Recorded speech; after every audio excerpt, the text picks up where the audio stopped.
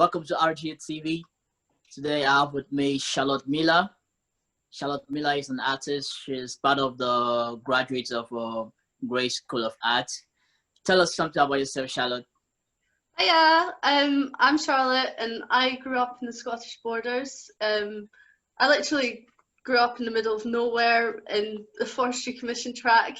So I thought I'd move to Aberdeen to study there at Grace School of Art, which, I mean, it was a big change, but I chose Aberdeen because it was such a comfortable environment and I loved the school, I loved the people, I loved the community and the environment that it was in. So yeah, I'd say I'm a pretty outgoing person in that sense. I really get hands-on, I love being outdoors, and yeah, that's why I chose Grace School of Art, because it's such a active environment, basically. Wow, that's good. We've seen with the current situation going on regarding this COVID-19 lockdown issue. I realize that most artists are facing challenges in their work. Do you mind telling us the kind of challenges you face, especially in this time? Yeah, so when COVID hit, it was such a shock to our systems. Like, I remember walking into the art school on the last day of packing up all our artwork and we were trying to like rush in and get photographs and, you know, document as much of our work as possible, because in that situation there was only rumors that we'd probably have to put up a portfolio online. We weren't sure what we had to do, so we had a quick hint from Libby Curtis that says, go in and try and photograph as much as you can, and then, you know, you have to get out quite quickly, sort of thing.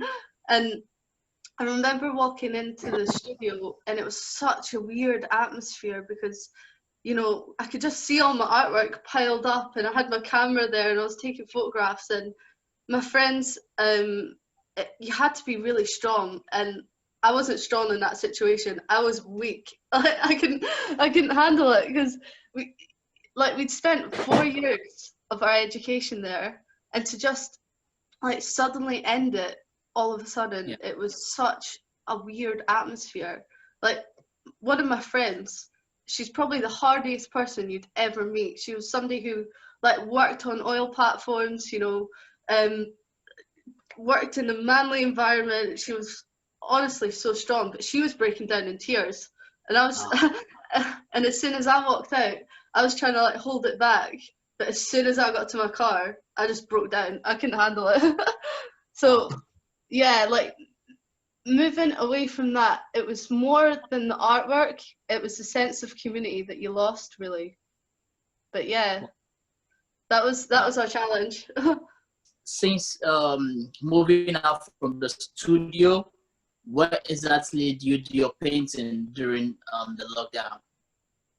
Yeah, so I don't know if you'll see in my degree show, but on the left hand side is most of the artwork that I did in the studio, and they're huge, mate. Like, I'm really bad with dimensions, but the one on the very end of the wall, that covers the whole wall, and I tried to keep everything to scale as much as I could.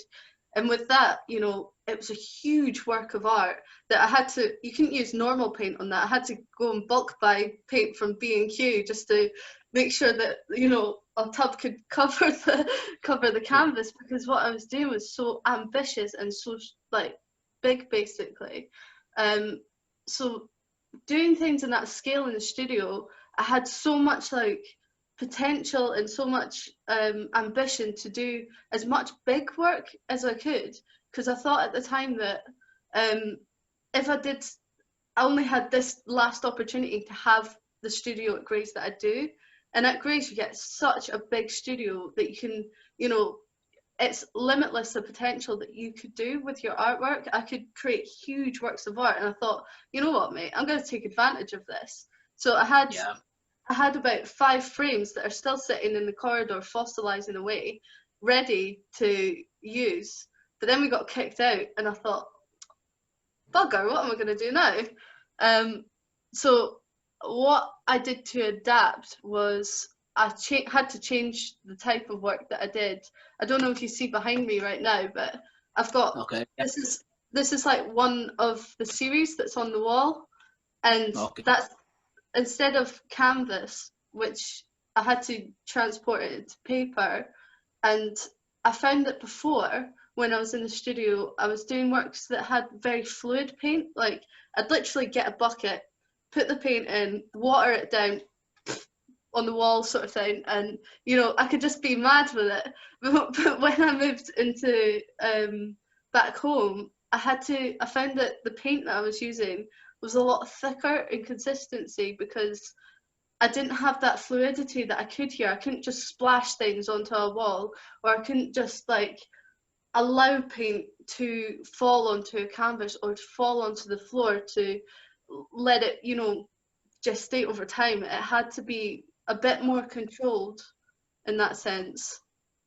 So like, I don't know, that big painting that I've got at the back of the wall, that was left on the studio deliberately. It was left on the floor, it was left on the wall, so that over time this process of the artwork could gather up paint and gather up action over the time in the studio. Basically, it was all to do with time and the moving of entropy and the concept of having a state of like solid into deterioration.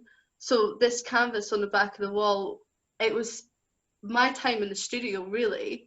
It was all the paint gathered, and I couldn't do that anymore. I couldn't just leave a canvas on the floor to just drop paint here and there, if you know what I mean. It had to be a lot more controlled.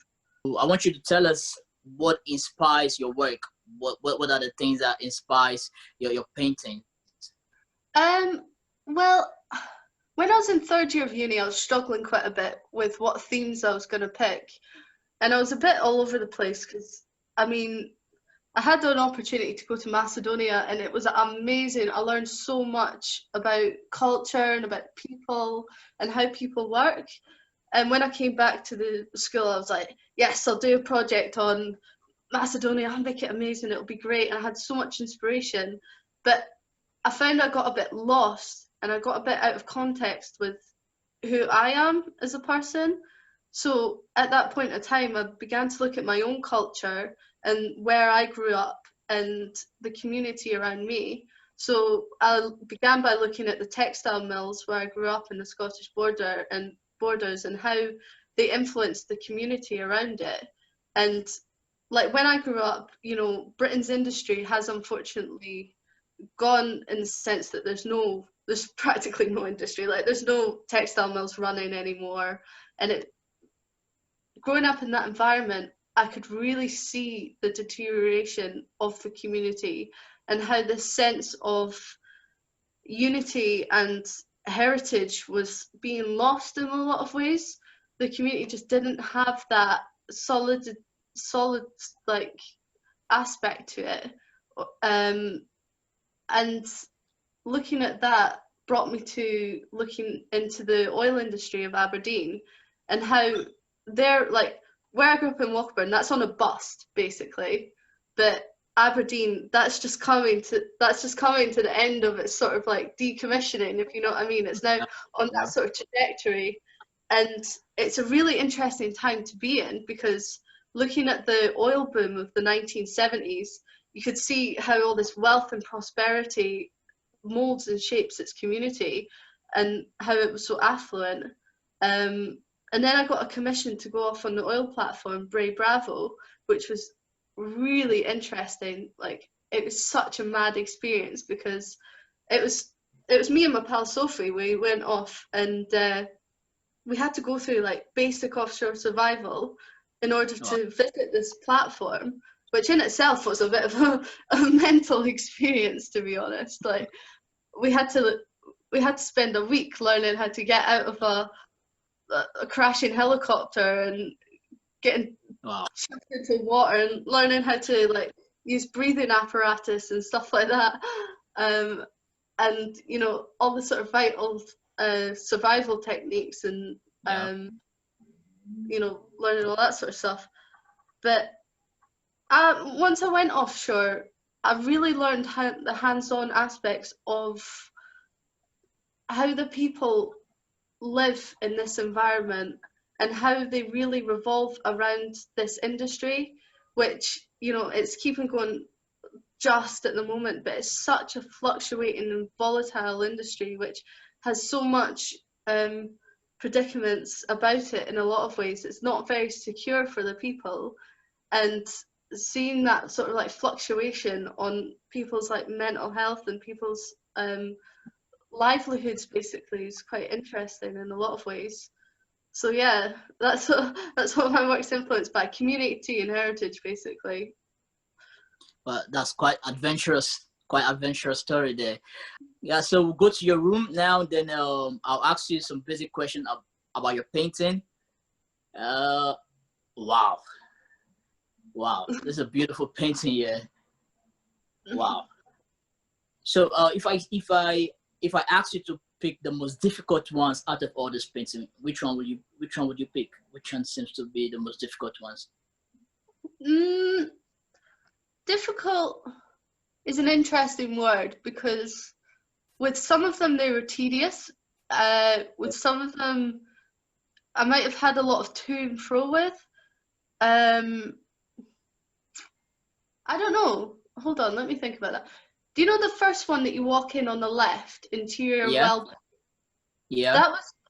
That was quite an interesting one, because there was a lot of process to that, in the sense that I really was pernickety about having a drawn out drawing of it, and then getting the colour studies right, and making sure I had everything sort of settled down in what I wanted, so that when I went to actually get onto the canvas, I could just bosh out a line drawing, bosh out tonal aspects to it, and then put the colour on top and the nitty-gritty details after that. But then again, it had quite a lot of implications, in the sense that you'd put something down and it might not be exactly what you wanted it to be, or you walk away and you're like, oh, don't know if I like that. So in a sense, you've got everything planned out, but then there's also this spontaneous aspect to it where you quickly just go, and attack it one day, if you know what I mean. But with that one, it was quite tedious, because it had a lot of photo print in it. So I don't know if you can see properly on the screen, but the floor is made up of gesso photo print, which is the technique where I took like old photographs of Aberdeen's heritage and printed it onto the canvas like manually, and that can take a few days just to even like come out, and even then it can just quite rip off quite easily. So that took quite a lot of layers. But what other ones are in there? Yeah. I like the wooden touch. Like there's some wood just on the floor of it. Yeah. That's amazing. So that the wood there is all to do with so that room was an interior room that I went in when I was offshore. So that's part of the production of gathering oil. So if you imagine an oil platform, much like a tree, they have roots that go into the ground, and they pull out the oil from the ground and they take it up. And the first point of contact is this room where those white blank bits you see were pressure gauges, and then where the wooden slats are, that's where loads of pipes used to protrude from the ground. And this room would have been one that would have been like really active, really hustle and bustle, and there would have been lots of people, lots of heat, lots of active energy basically. So when they decommissioned this room, it just ended up being like a graveyard of pressure gauges with these boards underneath it, like a big long line of them. And when I went off, they'd completely finished any production on the oil rig. So it was just completely empty, completely silent, and such a contrast to what it would have been when it was a really hustle and bustle city, you know. Which, if I ask you to pick your top three, your best three, which ones would it be? Well, there's something about the I think I called it decommissioning, which isn't going to help you because I called quite a few of them decommissioning. But it's the one on the first right as you walk in with the pastel-y fish.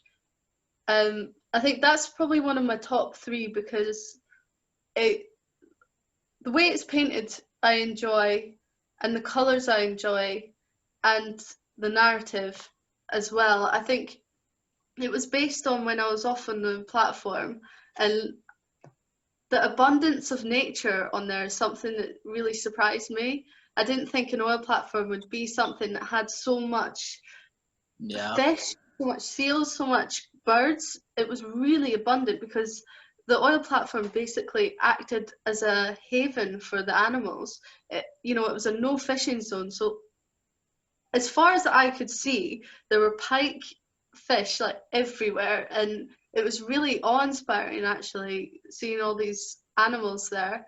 And I just wanted to convey the less gloomy aspect of the oil platform that people might have in their heads. There's this aspect of it that is a haven for these animals that's quite poignant to me.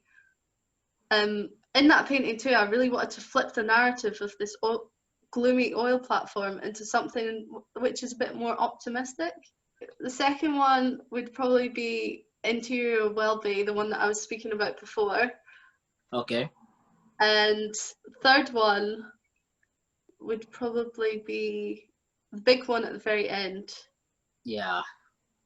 Probably that one. And funny enough, that's not actually finished, because that was planned to be an ongoing process throughout the whole time when I was at Grace, basically.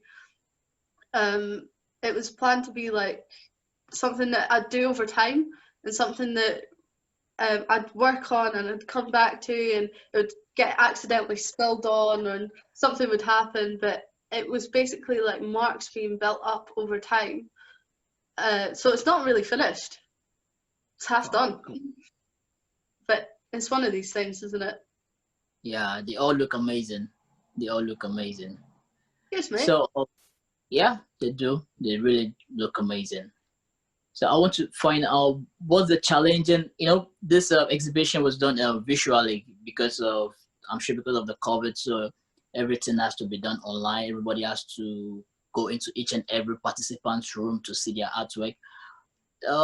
Would you mind telling us how challenging this has been?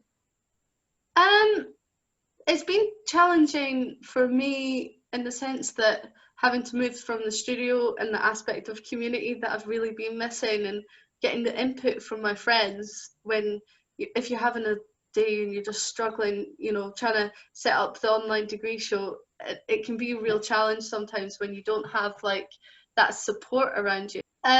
So it's been a challenge in a lot of ways, having to learn the new skills going online and having to adapt to this new situation, which is completely unfounded for us, and a bit of a shock, really. But I got through it all right, and I found setting up the online degree show quite fun, actually, because it reminded me of a game I used to play when I was younger. One of these that's like online games where you'd set up your own room, and I'd go in and I'd be like, I'd change this and I'd change that, and I'd completely change the shape of my room to something that you wouldn't be able to do in real life. But at the same time, unlike others in different courses, I wanted to keep my room as close to reality as I could. I wanted to keep the paintings the same size. I wanted to make it so you knew you were standing in an exhibition space, basically. Wow. Wow. So I asked most of your colleagues that I had opportunity to interview. I realized that every painting has a story. Every painting has a story, and I want to find out how do you put these stories into painting? Is it that you close your eyes and you visualize the painting before you start working? How do you do it? Mate, it's such a challenge. That's probably the most difficult aspect of painting that I find, is trying to visualize what you're gonna do, basically. And the first step to getting on that way is inspiration and getting a passion in what you want to do. So for me, I was really inspired about, community, heritage, and industry. So I started getting first-hand information. I'm really bad at looking online and getting all these second sources. I really need to be in amongst the action. I need to be there and see things tangibly, which is why going offshore was such a good thing for me, because I could get information firsthand, walking through the industry, basically meeting the people and getting their stories. So sometimes it can come like a flow, and it's like a light that clicks and you're like, yes, I want to do that. But sometimes you can be stuck there banging your head against the wall, if you know what I mean. It's a real hit or a miss, but you need to get there and tangibly get the information. Otherwise, for instance, there was a painting that went bust for me that I just gave up on because I wanted to get more information. So I went and visited I went to Dundee to see the oil rigs, and I thought, you know, I'll get some photographs of them, and you know, that'll be me. I'm sorted. That'll get some good information. So I went and took photographs of the oil rigs out there, and I was just too far away. There was something about it where I could get visual information that was, it was nice, but it was too much of a pattern. It was too much of you weren't in a space. It was far away. It was distant. Whereas being actually on the platform gave you the information that you needed immersively, if you understand what I mean. So from that information, you just quickly sketch out stuff and you get it down on paper, and that's you can create so many different imaginative compositions from that. Sometimes we're going to paint it because they feel that the market is prospective, that the market's for money. Some people want to go into painting because they feel painting brings a lot of money. Good luck. I want to